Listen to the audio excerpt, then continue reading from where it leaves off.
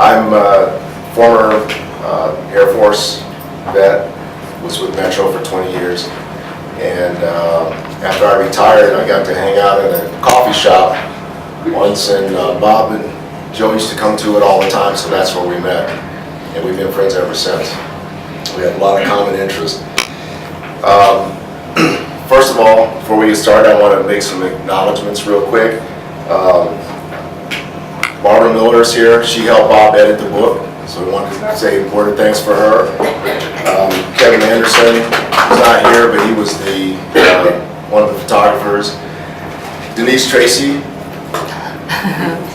also one of the photographers, and Mary Finkel, who will be taking care of some of the merchandise outside. I'm so proud. I'd also like to say a little bit something about my friend Dr. Joe, or as I call her, Her Highness. She's a marriage and family therapist, and she and Bob have been married for 37 years. And she still likes him. Pretty impressive. She remembers vividly the morning in Pasadena waiting for Bob to return home from with their coffee and wondering why it was taking so long. And the phone rang, and it was a nurse from Huntington Memorial Hospital telling her that Bob had been admitted with a stroke. And quoting Joan Didion, life changes in an instant. She still practices part-time, and much of the time is taken up assisting with Bob, and well, but we don't call it assistant, we call it chaperone. My friend Bob. Bob has had a 50-year career in education, first as a high school teacher and then as a professor of English at Rutgers University for 20 years. When he and his wife, Joe, moved out here from New Jersey, he had various jobs in Reno and Las Vegas. I can't tell you what all the jobs were, witness protection plan, all that stuff. He retired twice, and then he accepted a job at the University of Laverne in California. After 2 years, he had 2 strokes 1 week apart. At first, he couldn't move or speak, but today he does Tai Chi 3 days a week, reads, and writes. After nearly 7 years, he is making the first presentation of 2 strokes in recovery here. Thank you for coming out to support him. I want to say this, that I think of any kind of art as a kind of a chance to take a stroll through the mind and the heart and the imagination of the artist, while at the same time finding new places in our own minds, hearts, and imaginations, or new ways of looking at the old thoughts. So I would like to present to you my friend, the artist of the moment.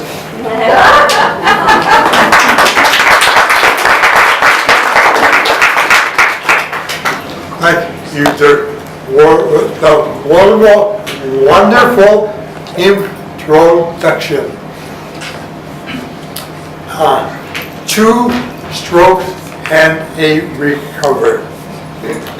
Dear friends, family, and colleagues, strokes are widely misunderstood. A stroke is a brain attack, mankind's most lethal insult. The brain controls one's anatomy. A millisecond of oxygen deprivation and is dead. Robert Evans, the Fat Lady, sang. This is what a stroke is like. A blinding inner flash and simultaneously a millisecond of oxygen deprivation. That's it. So I want to go through a few of the members kept alive despite 2 strokes in the left carotid artery. Just before the stroke, I drove to Jones Corey House. I felt the blinding flash while pulling in to park the car. Shortly after that, I was taken in the ambulance to Huntington Memorial Hospital. Joe Masoli my wife was with me. She slept on a small bed in the same room for 48 days. When I left the hospital, I got up from the wheelchair, put the cane under my left arm, and walked slowly to the car by myself. Joe was watching me as I approached the car, was watching me open the passenger door, was watching me put my cane in the back seat, was watching me close the door, was watching me put the safety belt on, all with my left hand. Then, without a word, she went around to the driver's side and drove home.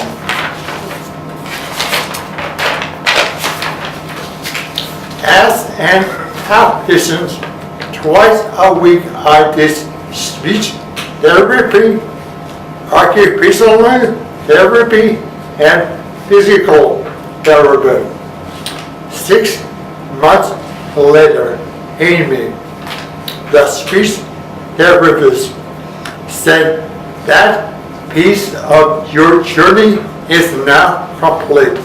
I can't do any more for you. You're on your own. Keep working. You can do it. We said goodbye tearfully, and I continued to press forward on my own, focusing on what I could do for me, what I could do for Joe, and what I could do for the world. There are many telling moments of the experience. Here are 2 of those moments. The paramedics carried me from the ambulance to the critical care unit where a cold stroke was activated. I was already unconscious. The doctor immediately met me in the CT scanner's room.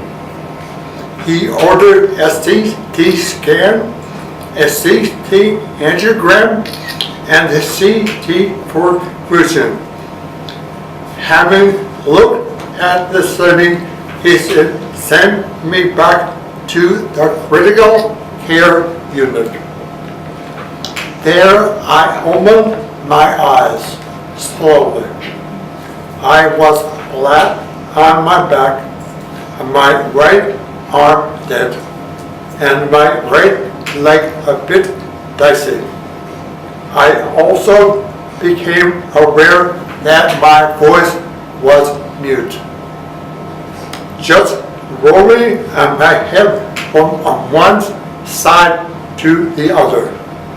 I could recognize the words coming in, or at least most of the words, but suddenly I didn't know what the words were and needed to be spoken. I was aware of the words, even sentences, but I could not recognize the words going out. Not just words, I emphasized, but I was totally without sounds. I could only hear 5 noises. Lying flat on my back, without words and without the arm. At that moment, I was completely done in. It would not be until 3 weeks later when Amy, the speech therapist, taught me the beginning of how to speak again. After the second stroke, the nurses took 24-hour shift around the clock. The nurses crunched me to one side and mended the bed on the other. Then the nurses turned me over to the other side and completed making the bed. The nurses took my temperature morning, noon, and night. They changed my clothes. They gave me a bath both in the bedroom and in the bathroom. Dave and Joe checked the sore on my back and gave Joe some salve to rub on it. They raised a bed, lowered the bed. They put 3 or 4 pillows behind me and set me up for watching TV. They sat me on the edge of the bed, put my clothes on, undid slippers, and laced the shoes.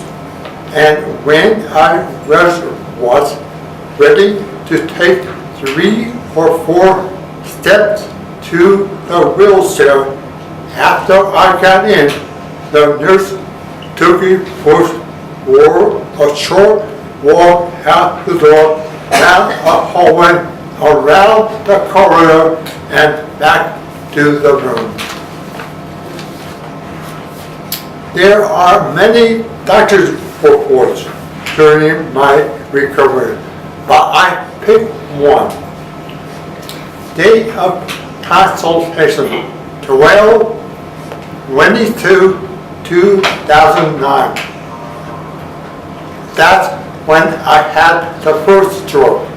After reviewing a study, it was determined that he had an area of likely watershed infarction, though it was less than 1/3 of the middle cerebral artery. Also, at the time, he was noted to have an NIH stroke scale of 16. Therefore, full dose PPA was initiated at 11:30 a.m. At that point, he received a 1.4 mile right facial droop, as well as a moderate expressive aphasia. His motor function was normal at the time. I had a discussion with the patient's wife, as well as his daughter and son-in-law, explaining the patient's current hospital course and also the tenuous nature of his situation and the potential for deterioration over the subsequent days. The patient's CT angiogram had demonstrated a closing of the left carotid artery into the middle cerebral artery. In order to consider an interventional procedure should the patient's symptoms not improve.